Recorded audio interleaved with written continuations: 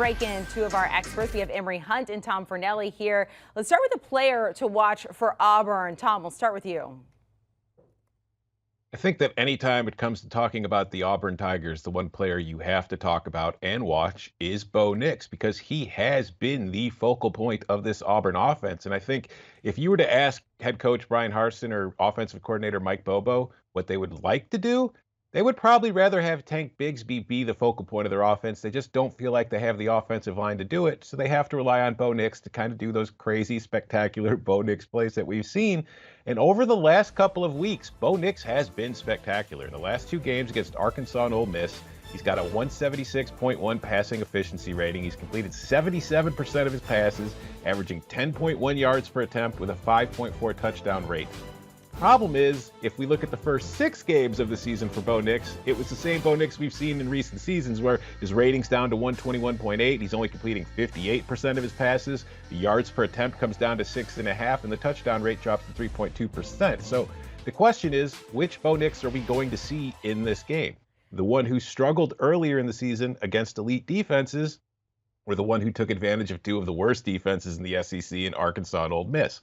I think I know which one I'm gonna see on Saturday, but if Bo Nix is able to have the kind of game he's had the last few weeks, this week against A&M, to me, that's a huge sign that Auburn is ready to not only compete for the SEC West title, but maybe make a run at a playoff berth with 2 losses.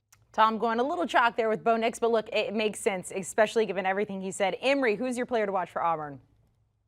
I'm going defense. I'm going linebacker, Zacoby McClain. This is someone that is outstanding in terms of making plays, whether it's a hard hit, making plays in the pass defense department. We saw that when he picked off Alabama 2 years ago and ran it all the way back for a 100-yard touchdown. And we see him routinely knocking guys out. He forced a fumble on Isaiah Spiller last year. So this is someone that makes plays on the field. If they're going to get the ball back to their offense, I feel like McClain is going to have to be that guy to step up, make plays consistently, and we've seen over the course of his career, he's that guy to do so. What about a player to watch for Texas A&M there, Emory? You're jumping over to their offense. And I'm going back to the best position in football, the running back position. Isaiah Spiller is someone that you want to watch because, to me, he reminds me a lot of Jeremy Hill and what he brought to the table when he was at LSU. He can catch the football out of the backfield. He's very good in pass pro, and we know how much of a beast he is running the football. And if A&M is going to win this game, Spiller is going to have a multifaceted game, not just as a runner, but him out in a route in the passing game will have to be excellent in order for these guys to really calm that pressure that they're going to see from Auburn. You know, I'm going to stick with some more chalk, Amanda, but this is a very large piece of chalk. I'm taking Texas A&M defensive lineman Marvin Leal, who is one of the more disruptive forces in the country on one of the best defensive fronts in the country. And as we talked about earlier, this is an Auburn offensive line that has not been great this season and has struggled against solid defenses like Georgia, like Alabama, or not Alabama, but this is an A&M team that is really good up front, and Leal is one of the best players. This is a guy who will be going in the first round of the NFL draft next spring. He's got 35 tackles on the season, 8.5 tackles for loss, 5.5 sacks, and he's got 19 quarterback pressures. He's also broken up 3 passes from the line of scrimmage just by getting his hand in the air, and he's the kind of guy who can change a game on his own, even though he's surrounded by a lot of other talents. So when you're watching this game on Saturday, when Texas A&M's defense is on the field, zoom in on Leal, keep your eyes on him, and just watch him get to work because he is really fun to watch. Guys, both of these teams entering this week 5-3 against the spread there. Tom, we'll start with you. When you've been watching each of these teams over the course of the season, is there one or another you have a little bit more faith to cover?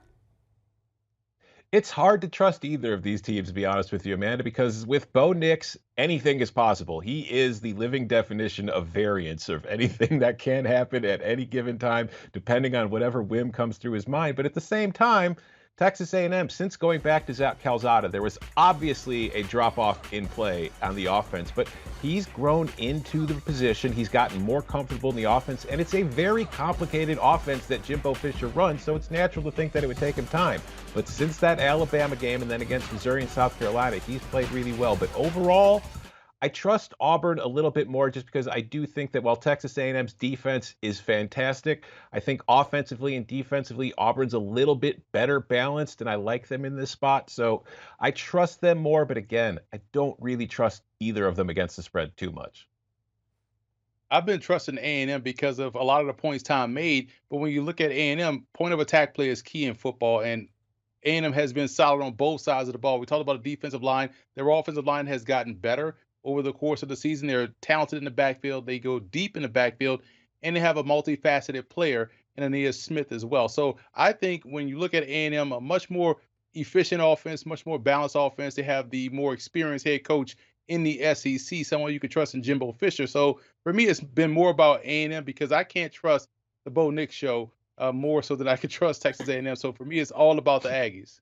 The Bo Nix Show. I like it there. All right, guys. We had Gary on. As I mentioned, he can't give a pick because he's on the call, but you guys can give picks, and we would like to try to make some money at home. So Texas A&M favored by 4.5 there at home. The total is 49. Emory, I want to start with you because one of your plays, you're taking the over. Yeah, I'm laying those points with Texas A&M because I trust the Aggies offense, but I'm also taking the over because of the Bo Nix show. Here's the thing. Why just watch a normal football game with Bo Nix when you could just ride a motorcycle outside of a helicopter? That's exactly what Bo Nix is, right? That's like the thrill that you get with Bo Nix at quarterback. So I expect this game to go A&M's way early on. Then Bo Nix happens, and the next thing you know, A&M is in a shootout, and that's how we get the over. But I feel like A&M has enough resolve offensively to calm the game down, take the air out of the football late, and cover that 4.5-point spread.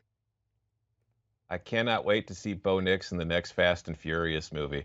I'm going with A&M on this one too, simply because like A&M's at home. I think that's going to have an impact on it. As we talked about earlier in the show, Bo Nix has been spectacular the first 2 weeks or the last 2 weeks against two bad defenses. This isn't a bad defense that he's going to be facing on the road, and I am not ready to trust Nix in this kind of environment against this defense to, lead Auburn to a win or a cover here. So I'm going to go with the home team. I don't really have a ton of faith on either side of the spread here. I do kind of lean with Gary, though, in the total, the under, although I don't really see a lot of wiggle room there myself. So I'm taking A&M, but I don't love it. I'm not sure how many Fast and Furious movies there have been. I think I saw the first one, but I feel like there's like 9, right? And the next one, it's going to have to be in space. So we're going to send Bo Nix to space there. All right, guys, Caesars has an odds boost for this game. Emory, where do we find some value here? I guess you could find the value in Auburn winning and straight up and keeping it under, but that will require Bo Nix to play the best game. And you're looking at this A&M secondary that really doesn't miss opportunities to turn the football over. So trying to depend on Bo Nix is a fool's errand because you don't know which one will show up. It's like getting candy on Halloween. You get those orange and black ones that have no name on it. Yeah, it's candy, but you don't even know what it is. So, but you'll eat it, but it's candy, but you can't really trust it. I can't trust Bo Nix. I love the football player, but not if I'm going to put hard-earned money on him to play a consistent game for 4 quarters against a very good Aggie defense. Yeah, I agree. This is an interesting prop and one that does grab my attention. It's just, I see if Auburn does win this game, the way I see it playing out is it's got to get to kind of a high-scoring shootout where, like Emory was saying, Bo Nix is allowed to ride his motorcycle out of a helicopter and do a crazy bunch of stuff to lead the Tigers to a lot of points. I just think that that's the kind of game we're going to see for Auburn to win. I think that more often than not, if Auburn wins this game, they're going to have to do it by keeping that Texas A&M offense off the field and just kind of limiting the number of possessions and limiting the pace. I think Auburn wants to keep this one low scoring on the road, keep the crowd out of it, don't really give them a lot of chances to get excited by watching the Aggies go up and down the field and being like a tennis match with a lot of points. So I like it. It's intriguing, but I'm going to be staying away from it. Emory, what's your favorite Halloween candy? Oh, I'm a Snickers guy through and through. And so any type of Snickers you got, I'm on it. And because I'm a little bougie, I also love Symphony candy bars as well, too. Tom, what's yours? I'm a Reese's peanut butter cup guy, but the Symphony call is pretty good, too. I don't even know what that is. I'm going to go find out. Symphony call? It's delicious is what Yeah, it Chris is. doesn't know either.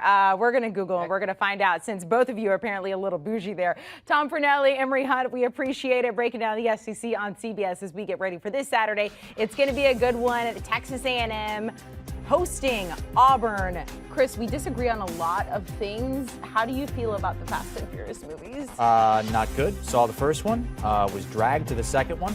Never saw the third through eighth or however many there are. Apparently there's 9. I'm not really sure. So we're going to watch this instead of watching one of those because it's going to be a lot better. And for more things in the world of college football, make sure to download and follow the Cover 3 podcast. Our good friend Tom Fornelli is a part of that as well. They will always recap and preview. Well, here, let's go. They do preview everything going into the weekend. They'll recap it, and then they recap it again. It is everything you need to know about the world of college football. Download and follow.